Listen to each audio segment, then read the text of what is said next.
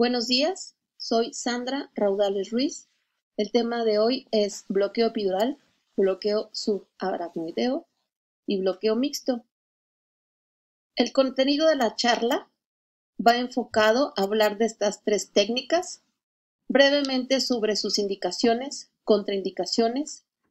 Ampliaremos el tema en farmacocinética, farmacodinámica de cada uno de estos bloqueos, las complicaciones en general y en particular de ellos, y principalmente nos enfocaremos en revisar cefalea postpunción. Empezamos con bloqueo peridural. La anestesia epidural es una forma de bloqueo neuroaxial. Se logra mediante la introducción de soluciones de anestésico local en el espacio epidural y logra por diferentes mecanismos un bloqueo de la conducción nerviosa a nivel de médula espinal. A manera de recordatorio, en esta figura se ejemplifica las capas o tejidos que vamos a atravesar para llegar hasta el espacio epidural y al espacio que queramos llegar, si en este caso es subaracnoideo.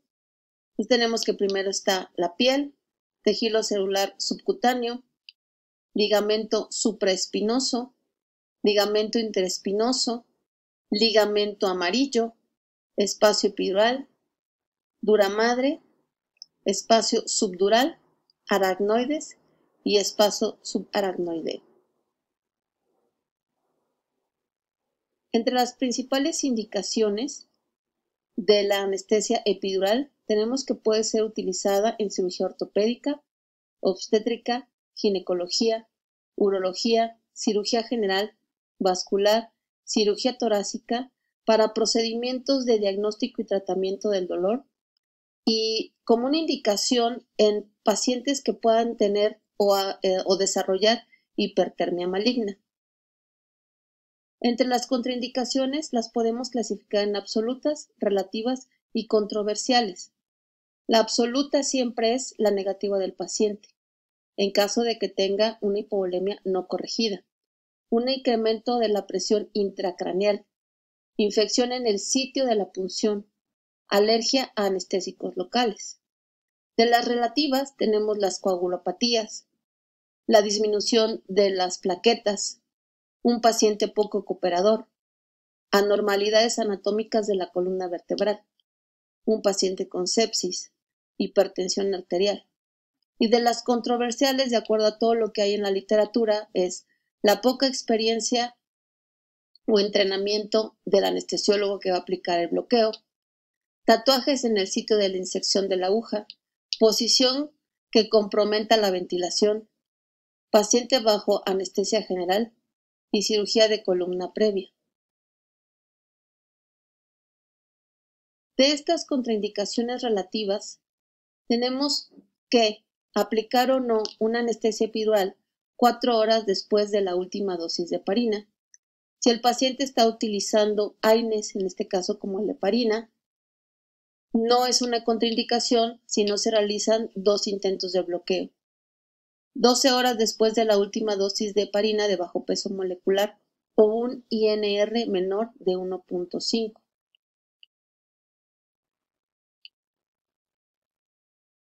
¿Cómo actúan los anestésicos locales al ser introducidos al espacio epidural? Los anestésicos locales, una vez que nosotros los introducimos al espacio epidural, actúan directamente sobre las raíces nerviosas localizadas en la parte lateral del espacio epidural, recubiertas por las meninges, especialmente por la dura madre. La difusión del fármaco va a ser cefálica y caudal, o sea, en manera longitudinal, dentro del espacio epidural. También la difusión es a manera de circunferencia dentro del espacio epidural. Sale el fármaco del espacio epidural a través de los agujeros intervertebrales. Se une a la grasa epidural y se absorbe vascularmente dentro de los vasos epidurales. Los anestésicos locales se unen a los canales de sodio, bloqueándolos, lo que va a producir una estabilidad de la membrana. Va a inhibir la propagación del estímulo nociceptivo y del impulso motor, bloquea los canales de calcio e inhibe la liberación de la sustancia P, del glutamato y las neuroleucinas. Los anestésicos locales a nivel de espacio peridural ejercen un efecto directo sobre las fibras nerviosas, siendo las más afectadas las fibras B, que son pequeñas fibras simpáticas preganglionares mínimamente mielinizadas, por lo tanto, son las más sensibles al bloqueo con anestésicos locales. Las fibras A delta y C son las responsables de la percepción del dolor o de la conducción del dolor, las fibras A gamma de la temperatura, las fibras A alfa de la propiocepción y las fibras A beta son totalmente motoras. Otro de los efectos fisiológicos del bloqueo peridural son los cardiovasculares, cuando el bloqueo es por debajo de T4. Hay un tono simpático de T5L1. El paciente puede presentar vasodilatación, disminución de resistencias vasculares, disminución del retorno venoso, disminución de la presión de la aurícula derecha y finalmente falla cardíaca, incremento en el tono vagal. Hay mecanismos compensadores, como la vasoconstricción por encima del nivel bloqueado, liberación de catecolaminas de la médula adrenal, 15% de disminución de las resistencias vasculares. Cuando el bloqueo es por arriba de T4, las fibras cardíacas simpáticas de T1 a T4 van a ser bloqueadas. Va a haber hipotensión severa, disminución de la contractilidad cardíaca, bradicardia, aumento en la presión venosa central sin aumento en el volumen circulatorio, vasoconstricción en la cabeza, cuello y miembros torácicos, bloqueo del nervio esplánico con la reducción de la secreción de catecolaminas. Entre los efectos respiratorios puede aparecer parálisis de los músculos respiratorios y cambios del tono bronquial. En los pacientes que sufren de EPOC pueden tener la sensación de ahogamiento o de falta de poder respirar. Más que una contraindicación, solamente hay que tener cuidado. Dentro de los efectos gastrointestinales provocados por el bloqueo simpático tenemos incremento de secreciones, aumento de la peristalsis, mejor perfusión visceral, presencia de náusea hasta en el 20% de los pacientes. Dentro de los renales y genitourinarios tenemos, no afecta la función renal ya que ésta se mantiene mediante autorregulación. Retención urinaria por bloqueo de S2 a S4 y se mantiene hasta que el bloqueo desaparezca. Dentro de los efectos neuroendocrinos tenemos que puede haber catabolismo proteico, aumento del consumo de oxígeno, liberación de diferentes hormonas como catecolaminas, vasopresina, hormona de crecimiento, renina-angiotensina, colesterol, glucosa, hormona antidiurética, etc. Haber hipotensión, taquicardia, hiperglicemia, inmunosupresión. Esta respuesta inicia con el daño tisular. Hay factores que interfieren en el bloqueo peridural, como son el sitio de inyección, la concentración. Entre más concentrado sea el anestésico local, más profundo será el bloqueo motor. El volumen que nosotros apliquemos va a determinar la altura del bloqueo y la distribución de 1 a 2 milímetros por metámera. Factores también que intervienen: la edad del paciente, el peso de este y la talla o altura. Antes de aplicar cualquier anestesia neuroaxial, tenemos que tener una historia clínica de nuestro paciente o una valoración preoperatoria. Si él utiliza o no medicamentos, principalmente anticoagulantes, si tiene o no patologías agregadas como cardiopatías, miastenia, EPOC, alergias conocidas, eventos adversos anestésicos, exploración física de la columna vertebral, determinar el sitio de punción y platicar con el paciente para explicarle qué es lo que le vamos a hacer. La preparación de nuestro paciente consiste en tener un acceso vascular permeable, el monitoreo de nuestro paciente, equipo para manejo de vía aérea para cualquier contingencia, medicamentos para reanimar a nuestro paciente y el uso de sedación. Nosotros debemos de determinar qué tipo de cirugía o por el tipo de cirugía a qué nivel vamos a hacer nuestra punción de nuestro paciente. En la literatura nos marcan que para cirugía cardíaca debemos de abordar de T1 a T10, de la torácica de T3 a T9, tórax abdominal T4 a T12, abdomen superior T6 T12, abdomen inferior T8 L2, aorta abdominal T8 L2 y extremidades inferiores de T12 a S1. En nuestro equipo para aplicación de bloqueo peridural debemos de contar con lo necesario para realizar una adecuada asepsia y antisepsia del área de la región, agujas de diferente calibre para nuestras infiltraciones, jeringas, filtros, nuestro catéter, jeringa de pérdida de la resistencia y nuestra aguja de TUI o epidural. Esta aguja peridural o de TUI tiene una punta curva y roma que empuja y aleja la dura madre en lugar de penetrarla. Esto es cuando atravesamos nuestro ligamento amarillo. A través de esta aguja de TUI vamos nosotros a pasar nuestro catéter y que quede en la región epidural. Existen diferentes referencias anatómicas de las cuales nosotros echamos mano para localizar el espacio exacto donde nosotros queremos aplicar nuestra anestesia de bloqueo epidural. C7, la apófisis más prominente del cuello. T3, inicio de la escápula. T7, ángulo inferior de la escápula. L4, línea que conecta las crestas ilíacas. S2, línea que conecta las espinas posterior-inferiores de las crestas ilíacas. El hiato sacro, depresión justo por encima del coxis. La distancia entre la piel y el espacio epidural es de 4 centímetros en el 50% de los casos y de 4 a 6 en el 80% de los casos. Para la colocación del bloqueo epidural, nuestro paciente lo podemos colocar en decúbito lateral, principalmente en las pacientes obstétricas, y en la posición sentado. Esto es cuando queremos bloquear pacientes muy obesos o intervenciones urológicas o de coloprocto en un área muy específica. En la posición sentado se coloca al paciente perpendicular a la mesa quirúrgica. Sus pies se colocan sobre un banco alto. Las manos del paciente abrazan una almohada, una pequeña almohada. Se le pide al paciente que más que agacharse, tiene que encorvar la espalda. Le pedimos que saque su espalda, que trate de formar una C con su espalda. Delante de nuestro paciente tenemos un ayudante.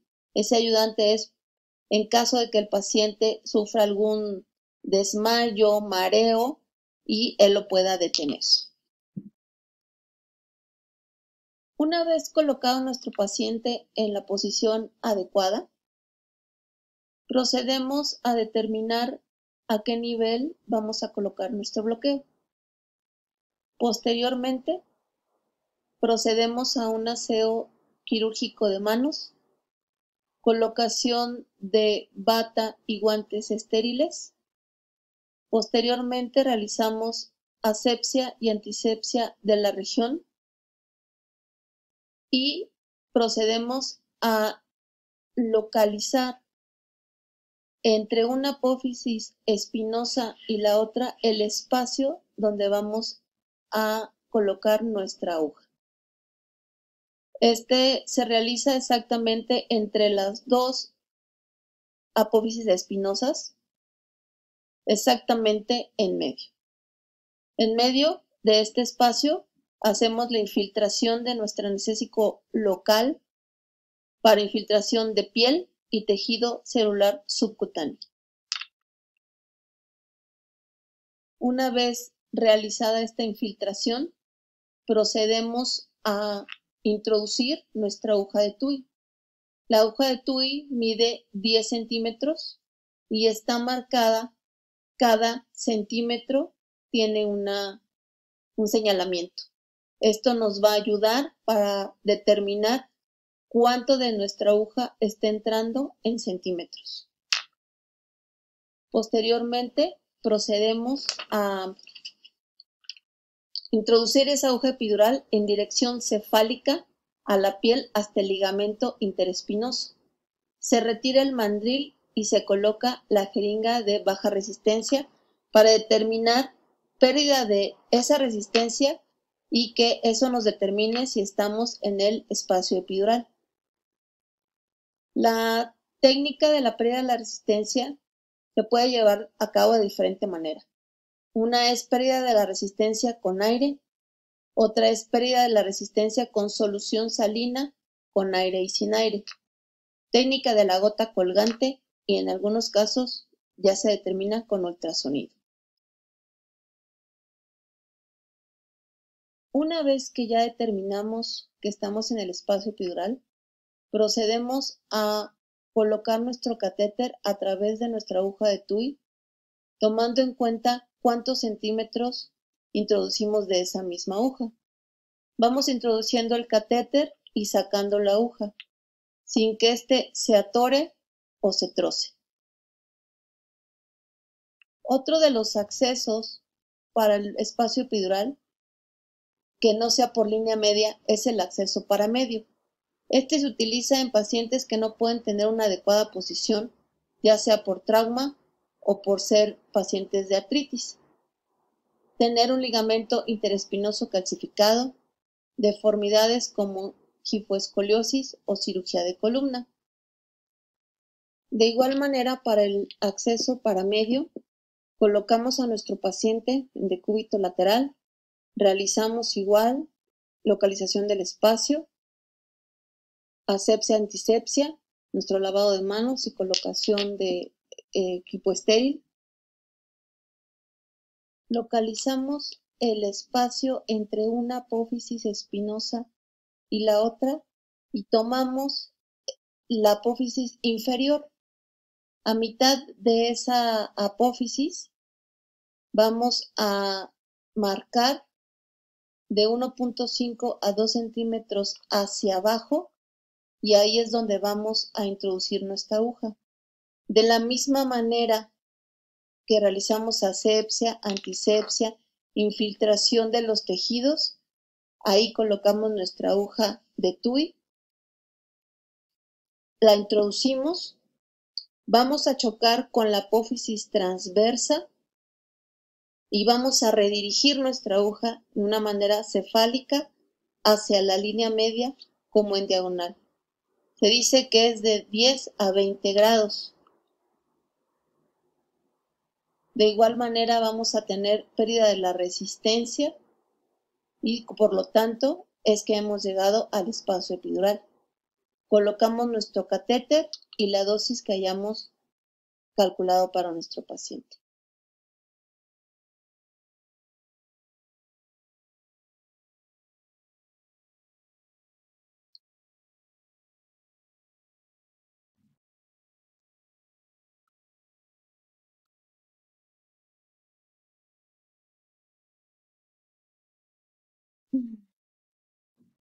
Existen diferentes, el ligamento amarillo existe una dosis de prueba o prueba de Moore que se realiza con 3 mililitros de lidocaína al 2% con epinefrina.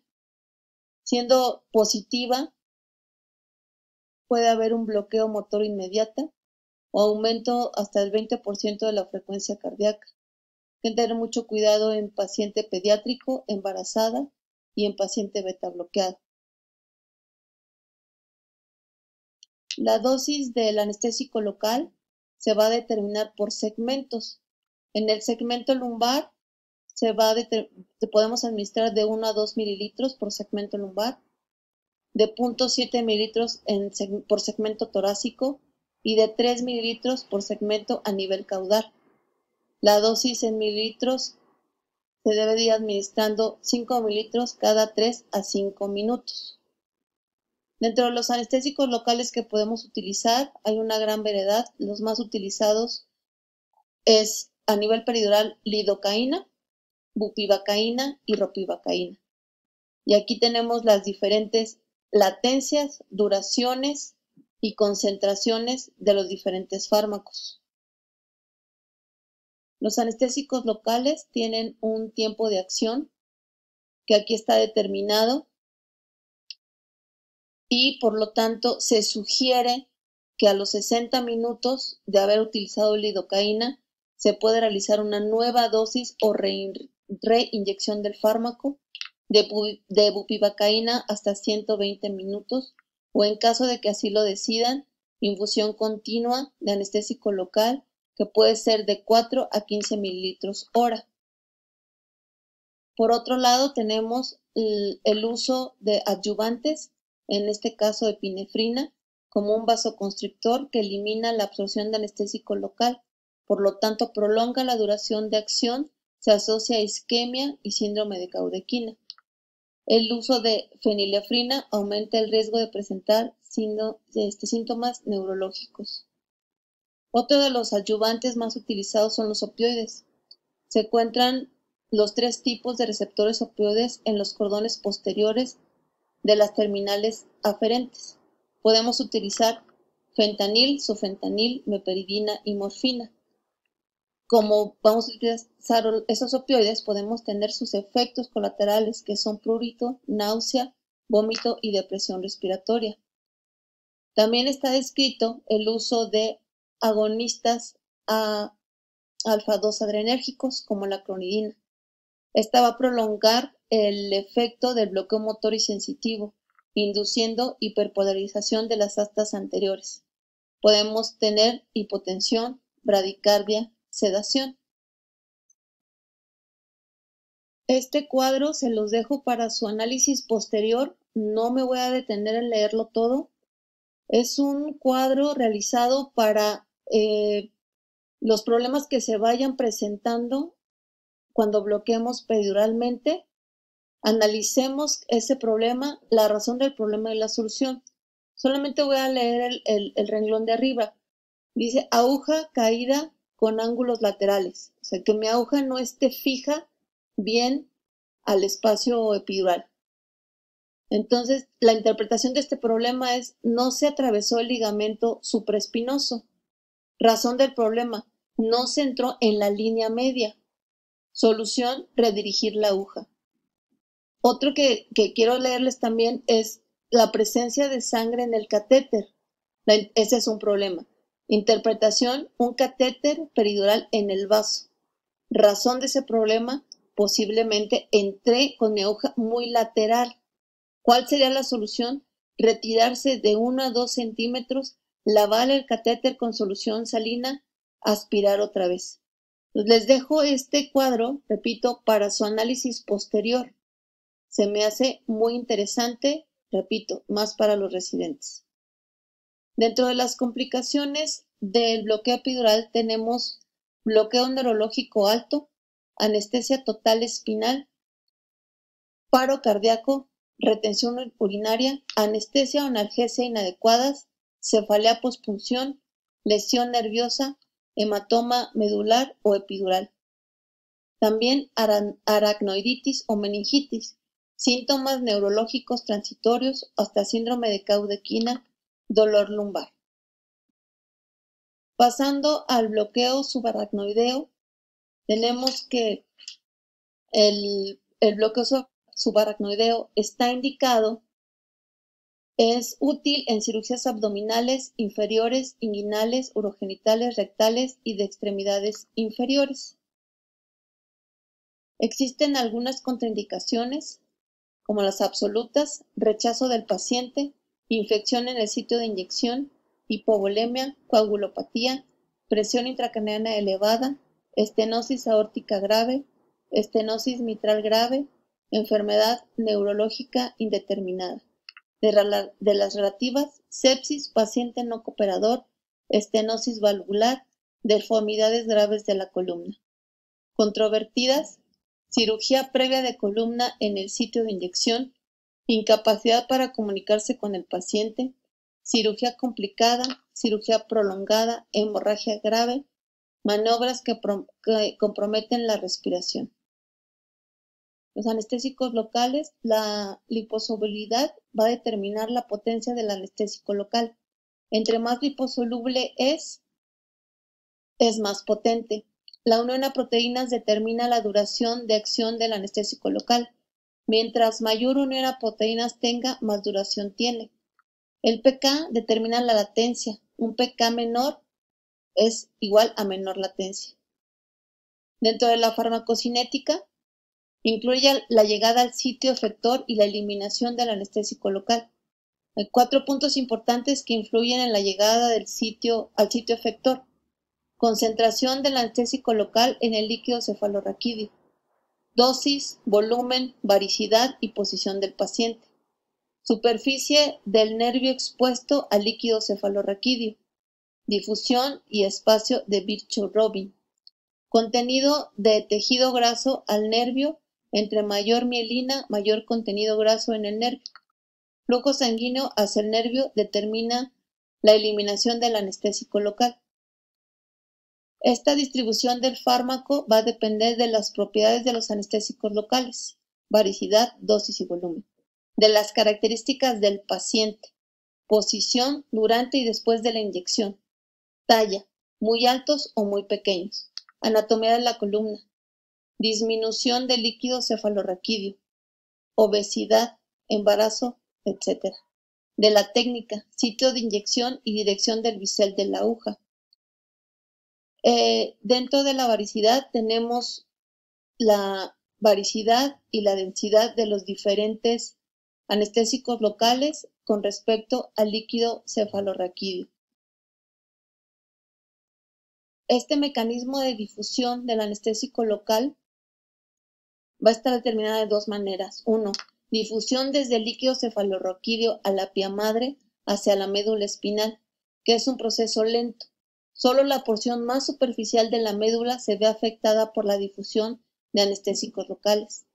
La segunda, la absorción por extensión en los espacios de Virchow-Robin, que son áreas de la pía madre que rodean los vasos sanguíneos que penetran el sistema nervioso central. Estos espacios de Virchow-Robin se conectan con las hendiduras perineuronales que rodean los cuerpos de las células nerviosas de la médula espinal y penetran en las áreas más profundas de la médula espinal. Los anestésicos locales más utilizados en el bloqueo subaracnoideo son bupivacaína, con un inicio de anestesia a los 5 a 8 minutos, con una duración de 90 a 150 minutos. Y la ropivacaína, menos potente que la lidocaína, con menor riesgo de presentar síntomas neurológicos. Igual, aquí los más comunes, cuánto tiempo van a durar y su inicio de acción. Los menos comunes, tetracaína, mepivacaína, ropivacaína, levobupivacaína y clorprocaína. En la farmacodinámica no existe regulación hepática, por lo tanto, se debe mantener una presión arterial media constante en pacientes con hepatopatía. Existe una autorregulación renal con una presión arterial media por arriba de los 50 miligramos de mercurio. La anestesia espinal denerva la cadena simpática. Este es el principal mecanismo por el cual se producen los cambios cardiovasculares. La altura del bloqueo determina el nivel de bloqueo simpático, el cual determina el grado de cambios cardiovasculares. La hipotensión y bradicardia son los efectos más comunes de esta denervación simpática. Factores de riesgo como hipovolemia, hipertensión perioperatoria, altura elevada del bloqueo, edad arriba de los 40 años, obesidad, anestesia combinada, el que hayamos agregado fenilefrina y epinefrina nos van a alterar más estos efectos. Resistencias vasculares van a disminuir de 15 a 18%. Si existe antecedente de enfermedad coronaria, pueden disminuir hasta un 33%. Existe una vasodilatación venosa significativa. Hay que cuidar con la precarga. Radicardia aproximadamente en el 13% de los pacientes. Bloqueo de fibras simpáticas y venodilatación. Puede presentarse asistolia y bloqueo AB de segundo hasta de tercer grado. En este siguiente esquema tratan de ejemplificar qué hacer en caso de que tengamos un paciente sano con una disminución de la TA hasta de un 30%, qué hacer si una carga, utilizar algún medicamento, y así nos vamos guiando. Y hace la diferencia cuando tenemos un paciente cardiovascular o con alteración del sistema nervioso central. Igual nos va guiando para tener un mejor resultado, no tener tantas complicaciones. De los efectos de la farmacodinamia tenemos efectos respiratorios también. En bloqueos altos se afecta la respiración por parálisis de los músculos abdominales e intercostales. Hay que tener cuidado en pacientes con EPOC por esa sensación de ahogamiento. Puede presentarse sensación de disnea por no sentir la pared torácica.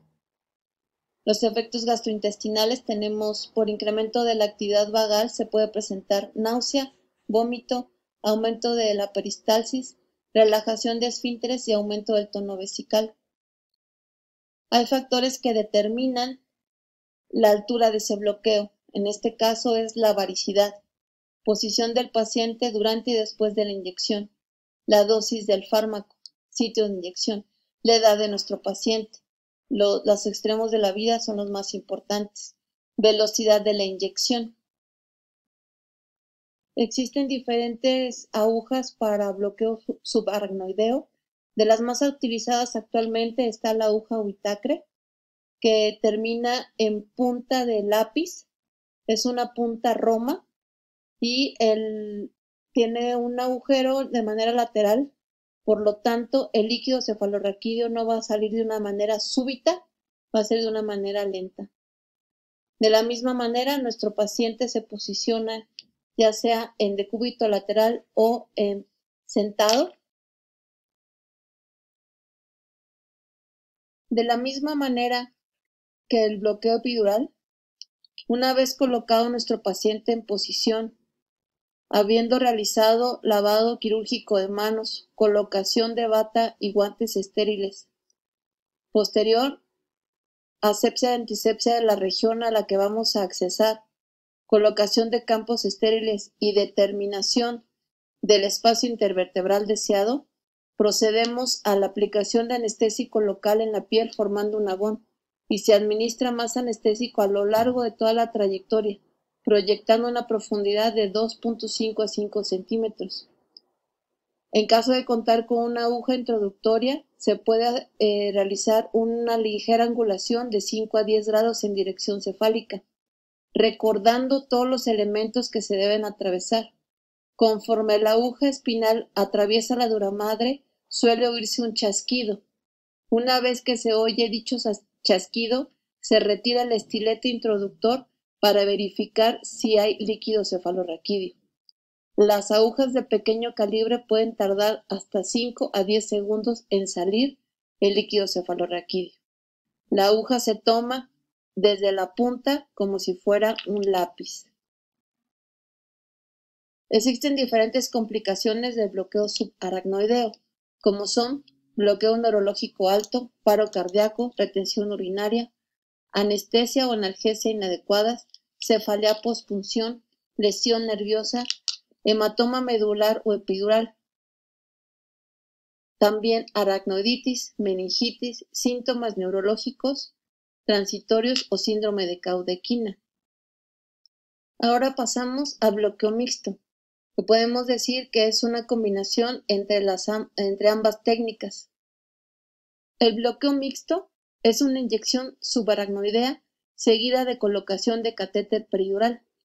Es de inicio rápido, con posibilidad de prolongar el efecto anestésico por largos periodos de tiempo. utilizado en cirugías abdominales inferiores, inguinales, urogenitales, rectales y de extremidades inferiores. La técnica de aguja a través de aguja se realiza igual con el paciente de cúbito lateral, previa asepsia, antisepsia, colocación de campo estéril, utilización de bata y guantes por parte del anestesiólogo y procede a realizar un bloqueo epidural con aguja de TUI, determina el espacio. Procede a través de la aguja de TUI, colocar una aguja subaracnoidea. Nuevamente escucha un chasquido que es la rotura de la dura madre y salida de líquido cefalorraquídeo. Corroborando esa salida, administra el anestésico local en el espacio subaracnoideo de una manera lenta. Termina de colocar el medicamento en el espacio subaracnoideo y retira esa aguja, quedando nuevamente la de TUI y colocando de esa manera un catéter en el espacio epidural, corroborando que no esté en un vaso sanguíneo o haya quedado en el espacio subaracnoideo. Aquí se ejemplifican los diferentes tipos de aguja que han existido para esta técnica, donde la aguja de raquia atraviesa hasta el final la aguja de TUI, o esa aguja de TUI contaba con diferentes hiatos o agujeros donde por un lado salía el catéter, por otro la aguja, diferentes salidas solamente para administración del medicamento por el catéter y la salida a un costado. De las que tenemos actualmente, principal es la salida de la aguja de raquia al final de la aguja de TUI, tomando en cuenta que las agujas de raquia deben de atravesar esa dura madre y el agujero por donde va a salir el medicamento están un poco más atrás de la punta. Por lo tanto, debemos de esperar la salida de ese líquido y puede tardar en salir. Entre las complicaciones de esta técnica tenemos al rozar una aguja sobre la otra, salida de micropartículas metálicas, que por algún motivo nuestra aguja de TUI se encuentra en el espacio epidural y con el catéter podemos perforar esa dura madre y no con la aguja, o que de la aguja no la perfore en su totalidad y tengamos que avanzar un poco más, y podemos tener también regresión de ese medicamento o anestésico local del espacio espinal al espacio epidural y tener una infradosificación. Otras técnicas de bloqueo mixto es aguja a través de aguja con colocación de catéter epidural primero. O sea, se coloca el bloqueo epidural en un espacio y colocas el catéter, y en otro espacio de la columna colocas el bloqueo subaracnoideo.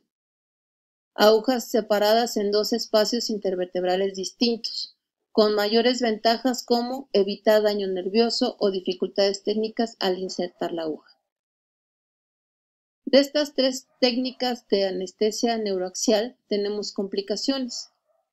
Entre las principales complicaciones tenemos punción hemática, salida de sangre a través de la aguja, parestesias, sensación desagradable asociada a la punción, ya sea hormigueo o calambres, hipotensión arterial debido a la vasodilatación provocada por el bloqueo simpático, náuseas, vómitos secundarias generalmente a la hipotensión, retención urinaria por bloqueo del músculo detrusor vesical, lumbalgia, sobre todo tras intentos repetidos con agujas de gran calibre, cefalea pospunción por la continua pérdida de líquido cefalorraquídeo a través del espacio orificio dural, lesión nerviosa, micropartículas metálicas, meningitis y aranioiditis y cefalea pospunción. De esta última vamos a profundizar un poquito más. De la cefalea pospunción reportada por primera vez por Bier en 1898, la reporta de la siguiente manera. 2 horas después de la cirugía se presentó dolor en la espalda y en su pierna izquierda. Tuvo vómito y dolor de cabeza intenso. El dolor y el vómito desaparecieron, pero el dolor de cabeza continuaba al día siguiente. El diagnóstico se realiza de 12 a 48 horas después de la punción, en el 65% dentro de las 24 horas y en el 92% dentro de las primeras 48. El diagnóstico es de naturaleza, esta cefalea es de naturaleza postural. La cefalea se presenta o empeora 15 minutos al sentarse y mejora 15 minutos posterior al acostarse. Cabe aclarar que la cefalea cede al momento en que el paciente se acuesta sin almohada. Es de manera bilateral, principalmente frontal en un 25%, occipital en 27% y ambas en el 45%. Es un dolor sordo, punzante y opresivo.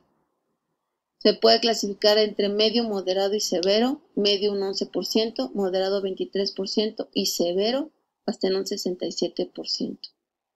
Tiene síntomas asociados como dolor y rigidez en el cuello y hombros hasta en un 50% de los pacientes, náusea y vómito. Síntomas auditivos como unilaterales, pérdidas auditivas, tinnitus, hiperacusia, vértigo y mareo. Síntomas visuales como visión borrosa, dificultad al acomodar la vista, diplopia y fotofobia. La incidencia es mayor con agujas de gran calibre, hasta de 1.7 en pacientes obstétricas hasta con una Whittaker de 27 Gauss. La fisiopatología va a estar dada por la pérdida de líquido cefalorraquídeo, tracción de meninges, nervios craneales y venas, vasodilatación venosa, tracción de la rama oftálmica del séptimo, noveno, décimo par C1 y C3, náusea por estímulo vagal, disminución de la endolinfa y perilinfa, tracción de nervios craneales 3, 4 y 6. Entre los factores de alto riesgo están la edad, adolescentes y pacientes dentro de los 20 años. Disminuye después de los 50 años. El sexo femenino. Historia de cefalea pospunción. Historia de cefalea pospunción. El calibre de la aguja. El bisel de la aguja, si es una punta de lápiz o es cortante. Inserción de la aguja indiferente. El tratamiento, la resolución es espontánea hasta en el 59% de los casos, en 4 días y en el 80% en una semana. Hay que hiperhidratar al paciente, darle analgésicos, metilxantinas, cafeína, laxantes y antieméticos para evitar el esfuerzo. Esteroides ayudan, está controversial. El parche hídrico con solución salina del 20 a 30 mililitros. Y aquí está el controversial parche hemático, donde necesitamos, si lo vamos a colocar, es un consentimiento informado, el paciente en decúbito lateral, tener un acceso vascular, una aguja epidural en espacio arriba del espacio puncionado, obtener de 5 a 7 mililitros de sangre autóloga, inyectar hasta que el paciente presente un dolor opresivo, reposo de 1 a 2 horas después del procedimiento. La cefalea pospunción puede ser leve, moderada o severa. La leve, la resolución puede estar dada de manera espontánea, de la moderada con uso de medicamentos o de manera espontánea y de la severa uso de medicamentos, parche hemático u otros. Bueno, por mi parte es todo. Muchas gracias. Hasta la próxima.